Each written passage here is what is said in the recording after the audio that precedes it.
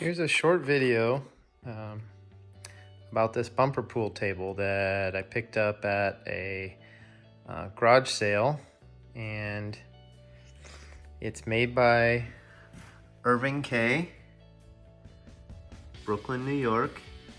It was a coin op bumper pool table, and I've restored it. When I got it, it was very dirty. But now I've restored it. A lot of simple green, cleaning, waxing. It has this sort of like Art Deco look to it, this red Formica. I just put new felt on it. It had green on it. It was pretty dirty, but you can see how it came out. Super clean, I think. It's pretty cool. My kids are just playing.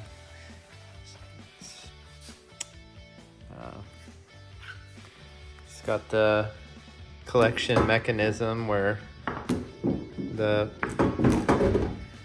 balls come down. It doesn't have the gate in it to stop, so all the balls return here.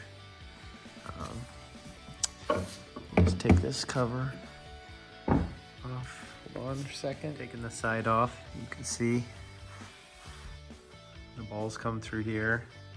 It's got all this cork in here. Cork. This had a piece of leather, but it was all falling apart, so I put a piece of neoprene down here. It's got all cork in all the ball returns, and then there's even cork in here. Put some spare parts. It's got the coin box and coin chutes missing.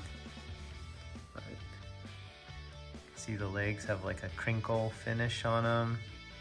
Has these cast metal feet with even little adjusters that you can screw and unscrew. The top is a 3/4 inch one-piece slate. Sitting on a plywood frame. And last but not least, it's even got a serial number down here. So, hope you enjoy the look of this Irving Kaye bumper pool table.